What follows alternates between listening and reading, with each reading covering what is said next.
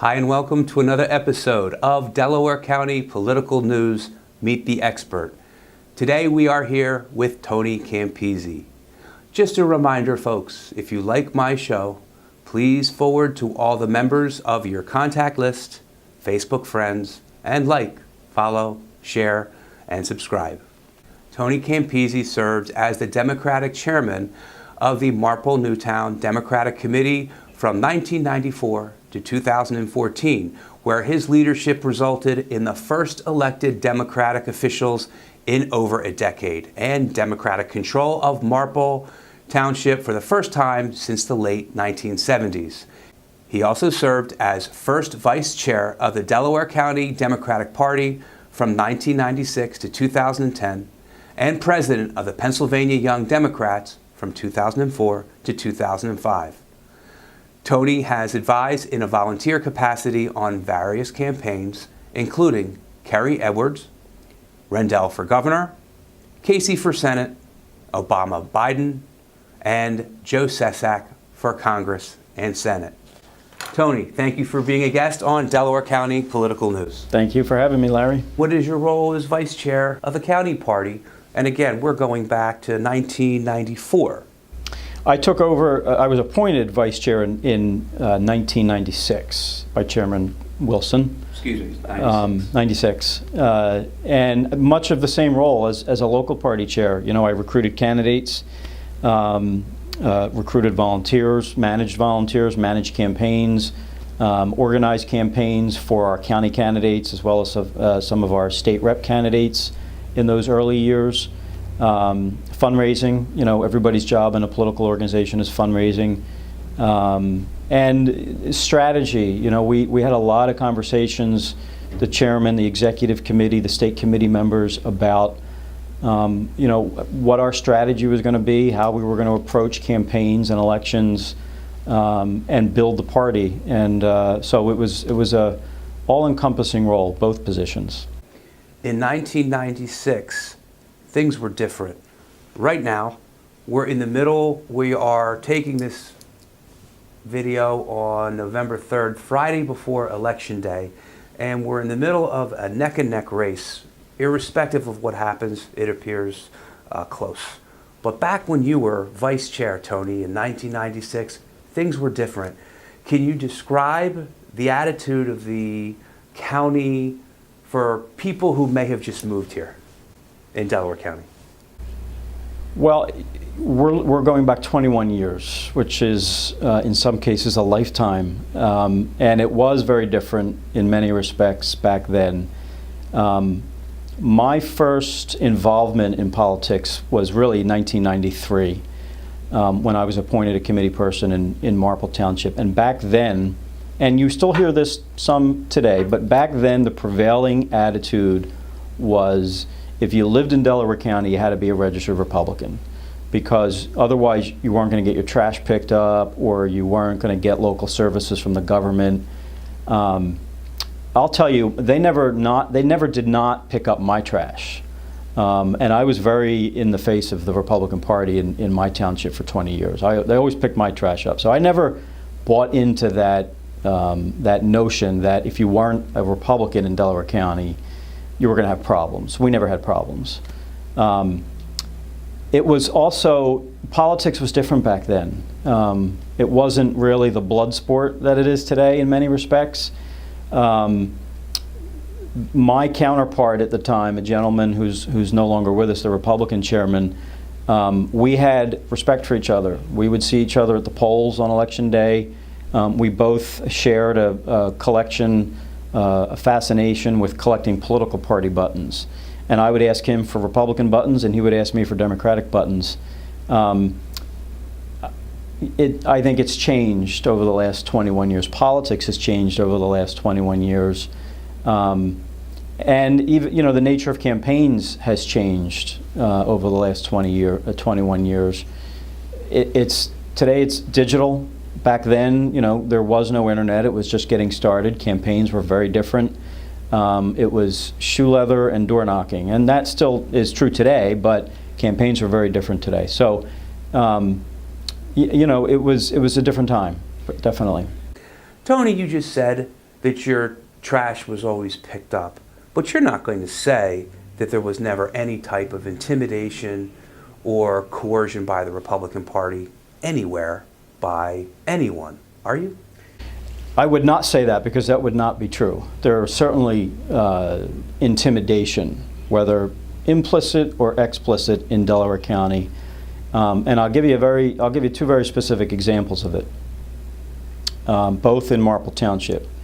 In the early mid-2000s, when we were threatening to take control of Marple Township, there were a series of incidents where we had elected commissioners at the time. We had 2 Democratic commissioners.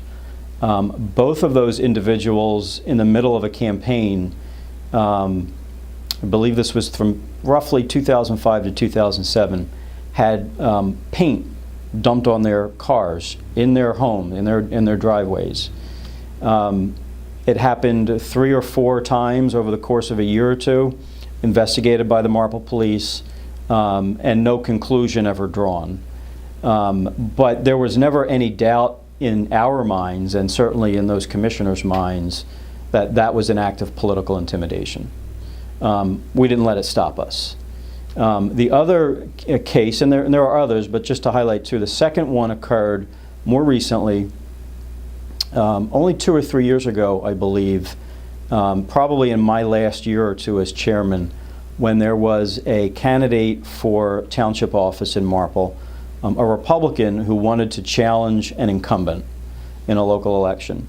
And that individual was visited at their private residence. Tony, be specific. Is this a Republican in a primary against another Republican, or Republican versus Democrat? It was Republican versus Republican primary. Okay. But we had not yet gotten to the point of petitions, so this was proposed. So this is not being done by a Democrat. Whatever intimidation you're describing is by an incumbent. This is Republican Party officials intimidating a potential Republican candidate in a Republican primary to get out of the race. Okay. Normally we hear Republican versus Democrat. Please continue. I Right. apologize. But that's one of the ways, and we're going to talk about this, that the GOP machine defines itself as a machine in Delaware County. They maintain extreme control over their party apparatus. It is very difficult, and I have advised various Republicans, mostly in Marple Township over the years, who were at odds with their party, how to act on that disaffection with the Republican Party, because the party in Marple was not always unified, the Republican Party. The way you beat the Republican Party is not in a Republican primary in Delaware County, because that rarely happens. We routinely had Republicans in Marple Newtown come to the Democratic Party and say, I don't want to run as a Democrat. I want to contest my own party. I want to run as a Republican in a primary. Can you help me? And my advice was always, you're not going to beat them, because they are they have an iron grip over their apparatus, and they have a core group of Republican primary voters who will do exactly what the machine tells them to do.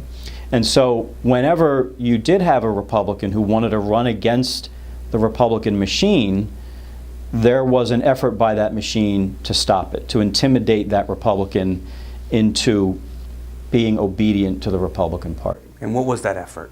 Well, in this specific case in Marple, the individual did business with the township.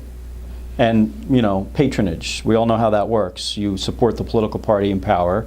You can get contracts from the government and various other things. One thing that we do know is, as a result of right-to-know requests by the Delaware County Council candidates, light is being shed on this election cycle, and that is exactly what you're referring to. Pay-to-play exists in Delaware County. It exists probably everywhere, but we're talking about Delaware County. There was a case in Marple Township, again, this goes back 15 years maybe, where a business needed to get a permit from the township to build on a vacant lot, and needed a zoning change or an ordinance variance. That individual made a $5,000 donation to the Republican Party in Marple Township, got the variance. we made an issue of that in a political campaign, and that was one of the things that we effectively used to win in Marple Township. So this is in 2005? this was, I don't remember, 5, 7, back in the middle 2000s. But it happens. It exists. We all know it exists. And, those are the kinds of issues that voters need to hear about. And this one individual that you were saying who wanted to primary a Republican incumbent, what happened? He decided not to run because it was not in his best interests, because his business with the township was threatened. And how do you know this? It was related to me through a third party who had firsthand knowledge of the situation. Tony, you mentioned that earlier, back in the 1990s, that the attitude was that if you were in Delaware County, it was known that you had to be Republican. Did this change over time? I believe it largely has. Look at the voter registration numbers. There are more registered Democrats in Delaware County, finally, after decades, than Republicans. So clearly the attitude has changed. The county has changed. The voting percentages have changed. So yes, it has changed for the better. When you were vice chair, what were some of the election strategies that you observed by the Republican Party during the campaign season? In many ways, they were dismissive of Democrats. They felt, anyway, that they were unchecked. They could do whatever they want. They were going to win. That, to them, that was fact. They were going to win, and therefore, let's ignore those pesky little Democrats over there. At the county level, in county council races, county row offices, the standard Republican Party line was, we're not going to debate our opponents. Except we will attend what then was called a debate by the Delaware County Chamber of Commerce, would host a candidates forum every fall. And the Republicans would always agree to go to that, and the Democrats would too, because we knew that was probably our only opportunity to face our opponents one-on-one. But it was not a debate. But their standard line every year was, we're attending the Chamber of Commerce Candidates Forum, that's the debate. But it wasn't a debate. They didn't feel the need to debate, because all that would have done was elevate their opponents. So, as I said, I think back then the attitude among a lot of Republicans was, ignore the Democrats, they can't win, they're not very well organized, they don't have a lot of money, so why should we waste our time engaging them? And this attitude was justified by the numbers and the results, correct, Tony? I think certainly by the registration numbers and by the results early on. The results started to change, though. In the late 90s and in early to mid 2000s, the percentage of the vote that Democratic candidates for county offices were getting in Delaware County went up every year, 97, 99, 2001, 2003, 2005. So the numbers were certainly changing long before the voter registration numbers did. What Republican strategies did you observe, particularly on Election Day? So Republicans have a playbook, I guess you could call it. First of all, they're very well connected in the community. Their committee people know all their neighbors. They walk the streets. They door knock. They're there every election day from 7 a.m. until 8 p.m. And I don't mean this as a criticism of Democratic committee people. I'm simply stating here's how the Republican playbook is. Republican committee people are committed to a different degree. And one of the reasons for that is because many Republican committee people in Delaware County have a job that's connected to their role as committee person, connected to the Republican Party. So in some cases, their livelihood depends on them being a committed Republican committee person. And so that is an important factor in how they function on Election Day and how they campaign in the days and weeks leading up to Election Day. But that involvement and reach into the community in a lot of places in Delaware County by Republican committee people is, I think, a very key factor in how they are able to get their vote out on Election Day. I would say Republicans on Election Day don't, and even in the weeks leading up to Election Day, don't necessarily campaign to get votes. They campaign to get their votes out. And they do a very effective job of it. And that is one of the reasons why it has been so difficult for Democrats to make progress lower down the ballot, is because of the disparity in the percentage of turnout from Republican and Democrat. Why is there such confidence that if they get out the vote, that they know they're going to get Republican votes from Republican registrations? Because they have a very committed core of Republican voters in the county. Now that has dwindled over the years as their percentage of the registration has dwindled, but it is still a very committed core Republican vote that they know they get them out, again, because they have personal relationships with a lot of the voters in there. This is a precinct and a block level operation. The committee person knows their neighbors. They visit them. They knock on their door. They've known each other probably for 30 or 40 years in many cases, because Republican committee people serve that long. So they just have a very effective operation and a very effective approach to getting their vote out. They know who their voters are, and they know that they can count on a certain slice of that electorate showing up every primary and every general election. Can you point to a time or a turning point when things significantly changed in Delaware County? I can, and I think it really started, I'll be selfish and say it really started with the election of new leadership in 1994, because that really did change the Delaware County Democratic Committee. Tony, how were things before? Listen, and you have knowledge about this. Very briefly, what were things like before you got here? Well, I'll relate it back to Marple again. When I was appointed committee person in 1993, nobody told me. I had no idea I was a committee person. I got a call in the fall of '93 from Cliff Wilson, who had announced he was running for county chair in 1994, and his call said, I'm calling you because you're a committee person in Marple Township and I want to talk to you about next year's county chairman's race. Well, it was news to me that I was a committee person, because I had called the county headquarters after the 1992 presidential election, which is really what piqued my interest in Democratic politics. And I left a message on the voicemail, and nobody ever called me back. But I found out a year later that I had been appointed committee person, and nobody told me. I'm glad they did it, because I wanted to get involved. But at the time, I was one of 5 Democratic committee people in Marple Township. Total of 5 out of 42 in the whole township. 5 out of 42. And so when I got involved, Tony, hold on. Let me make sure people understand what you just said. There's 42 open spots in Marple, but in 42 potential committee people needed to be able to man precincts, polling places, and spots that are required to be filled by the Democratic Party. Yes. But in that year, there were only 5 people who were actually serving, and one of them, yourself, didn't even know he was a committeeman. Correct. Continue. And that is, that demonstrates the level of organization or lack thereof of the Democratic Party in the early 1990s.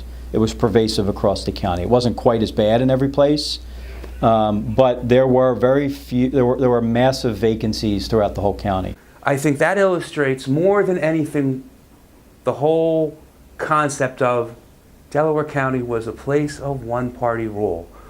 Marple Newtown, 42 spots, 5 were filled, and one committee person didn't even know he was appointed. And 10 years prior, 12 years prior, 93, we had control of Marple Township, the late 1970s, 14 years prior. So in a very short period of time, what was a strong Democratic municipal organization disappeared. That was the 1980s. So we took over in '94, and to Cliff's credit, he recruited a lot of new committee people, and that is why, one of the major reasons why he won that county chair's race in 1994. We went from 5 in Marple to 36 in the primary of 1994, and then just kept growing. But And so then you had the 90s, and we were organizing, we were growing, we made sure to recruit candidates. But the key point in my recollection of when things really started to change on a more global level was the 2000 presidential election. First of all, presidential elections always energize a party, and I think the Democratic Party more so than the Republican Party, because our party tends to, you have a presidential contest, and then a lot of people go back into the woodwork and come back 4 years later. Unfortunately, that's the way it seems to be in the Democratic Party. So 2000, we had a very energizing presidential contest. Sure. For high school students watching this, or for people who aren't historians, that was the Bush versus Gore recount election. Correct. Okay. Correct. And so tremendous amount of energy in the Democratic Party for Al Gore. Not as tremendous as when Barack Obama came along years later, but for the time, tremendous amount of energy. Al Gore wins Delaware County with 51, 52, 53% of the vote. I don't remember the exact percentage. And that was historic because our percentage of the presidential vote had been increasing in successive presidential elections, and that was a high point. And so you have all that energy. You then have the anger of the recount and the Supreme Court stepping in and declaring Bush president. And so normally that energy of a presidential election would just dissipate. It did not dissipate in December of 2000 after the recount stopped. It was still there. The other thing that happened that same fall, November, December, if my memory serves me correctly, was State Senator Joe Loper resigned after being convicted for corruption. And that was a bulk of Delaware County in the 26th State Senate District. And so we had a special election. And so in December and early January 2001, when we normally would have been organizing for a sleepy county election that year, we had a state senate special election scheduled for March of 2001. And that was the only election in town that winter in Pennsylvania. And so all of these resources and funds and interest came into Delaware County for the special election. And because of the momentum and the vote percentage that Gore got in 2000, there were a lot of people, myself among them, who thought we had a shot at winning that Senate seat in 2001. And that was a tremendous morale boost for the party. We didn't win the Senate seat for a lot of different reasons, but into 2001, we had the campaign for which I was running county council that year. So we had a lot of good momentum throughout that year. September 11th happened, and that totally changed our campaign. And then we get into 2002, and Ed Rendell's running for governor. And Ed Rendell was very popular in Delaware County, even among Republicans, because he had been mayor of Philadelphia for 8 years. Suburban residents saw the changes, the positive changes in the city of Philadelphia during that time.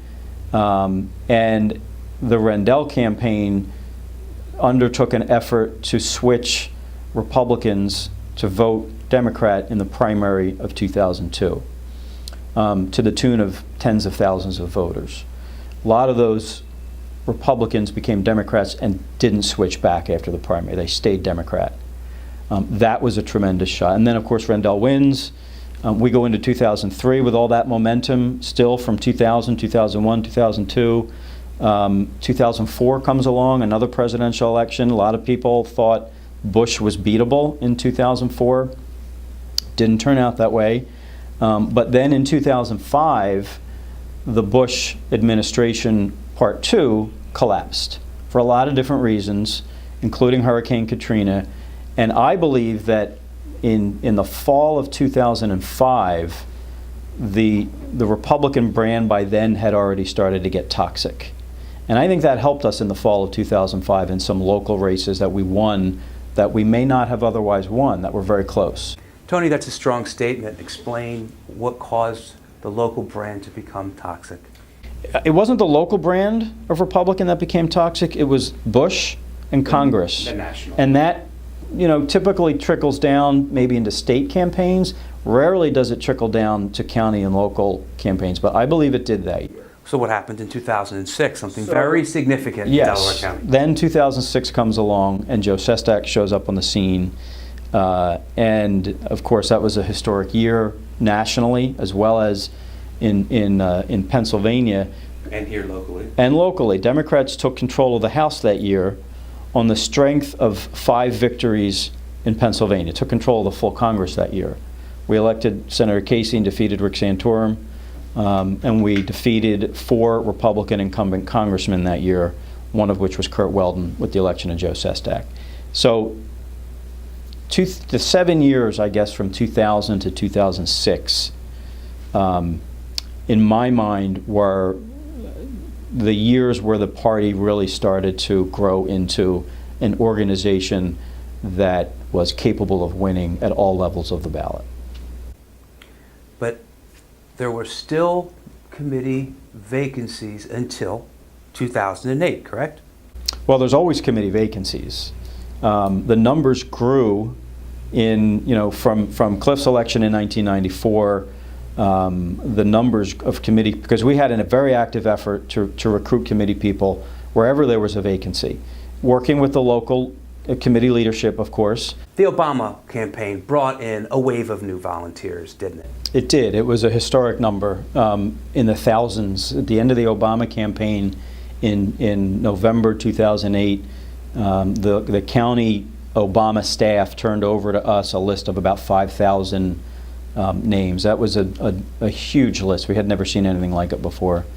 And a good number of them did stay involved too, and we actively recruited them. And of course, it's always easier to keep volunteers that are motivated and excited by a candidate. It's easier to keep them involved when the candidate wins. And so obviously Obama did win, and a lot of those individuals did stay around, a higher number than we had seen in previous years. Tony, we're discussing gains made by the Democratic Party, but the Republicans still have complete and absolute control over the county. What negatives are there in a one-party rule over any location, particularly Delaware County? I think the most important negative thing is that the party in control becomes monolithic. They become cast in stone. They do the same thing. Any perception of accountability doesn't even exist. There is no accountability. And that means the voters are less important in the process. And when voters are not important in the process, you end up with elected officials who are in it for the power and the prestige and not because they want to accomplish something. And this is true on both sides of the aisle. If you look at a jurisdiction where it's monolithic Democratic control, you have the same problems. It's the same people making the decisions, the same people calling the shots. There's very little debate. A decision is made, and that's what you're going to do. And even if there's a better alternative, sometimes the alternatives aren't even discussed because a party boss says this is the way we're going to do it. I think it's very detrimental to the political system, and it's detrimental certainly to public policy to have one party in control of a jurisdiction for so long with no accountability. It's just not the way American government is supposed to work, and it doesn't work. No accountability or very little transparency, right? Yes. They go hand in hand. Now, that having been said, does government generally work here in Delaware County with the Republican Party in control? People can make an argument that it does, and people can make an argument that it doesn't. I mentioned I was a candidate for county council in 2001. I put forth policy proposals on a host of different issues. Health department policy, smart growth, job training and education funding for Delaware County Community College, a land value tax as a different way of taxing in Delaware County, and a proposal to do away with county council and have a part-time county legislature. Those were all well thought out, researched policy positions on issues that I felt were not being addressed by county government. So does government work in Delaware County? They pick the trash up, usually. They pave the roads, usually. But again, I'll go back to 2001, the health department issue. At the time, and it may still be true, I don't know, but at the time, Delaware County had the highest rate of Lyme disease in the state of Pennsylvania because of a deer population that was uncontrolled. Lack of a health department, too. There was no Republican answer to that question. There was no health department. They wouldn't entertain the concept of a health department because they didn't want to fund it. And this notion that taxes should never go up is what drives Republican policy even to this day. Now, nobody wants to pay more in taxes, but let's face it, the price of milk goes up every year, the price of bread goes up every year, the price of gas goes up every year, the price of government goes up every year. You have to pay your employees more. They're not going to work for the same salary for 50 years. Just the expense of government naturally creeps up. The other costs of not having a health department and a health policy impact the county in other ways. So back then we made the argument that we have a Lyme disease problem in this county. There were other health issues we brought up at the time that had there been a county health department, we could have mitigated and started to address from a more coordinated county level rather than the approach of 49 different boroughs trying to solve what is a county and a regional and a state problem. So in that respect, county government did not work. But again, Republicans didn't want to have debates. They didn't want to talk about those kinds of issues. They wanted just to make the argument that we've been in control for all these years, your taxes haven't gone up in the last 5 years, therefore we're doing a good job, you should vote for us.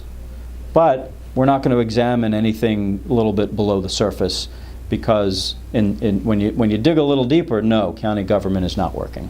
So we're certainly due for a minority voice, and by the time a lot of viewers watch this, we'll know how the election went on Tuesday. Here's the thing.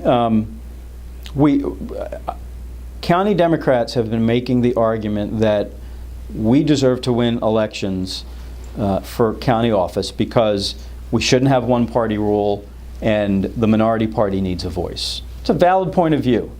It doesn't win elections. Voters don't want to hear, vote for me because we need a Democrat on county council. That argument is not going to persuade any Democrats, and any voters rather. Voters want to hear, what are you going to do about congestion on the streets, about overdevelopment? What are you going to do about job and economic development? What are you going to do about public education? What are you going to do about parks and recreation so that we have facilities for our children to enjoy as they grow up? Talking to a voter and saying, you got to come out on November, whatever the date is, because we need a minority voice in government is not going to work. It hasn't worked historically, and I think message overall is the most important and critical factor in any campaign. If you have the right message, voters are going to pay attention. Tony, I think our viewers are due for a break, but can you stay and discuss some issues involving Marple? Absolutely. We have been here with Tony Campisi, and I am your host, Larry DeMarco. If you like the show, please don't forget to like, follow, share, and subscribe. Please stay tuned for part 2 of Tony Campisi's interview and Delaware County political news. We're signing off. Tune in next time. Bye for now.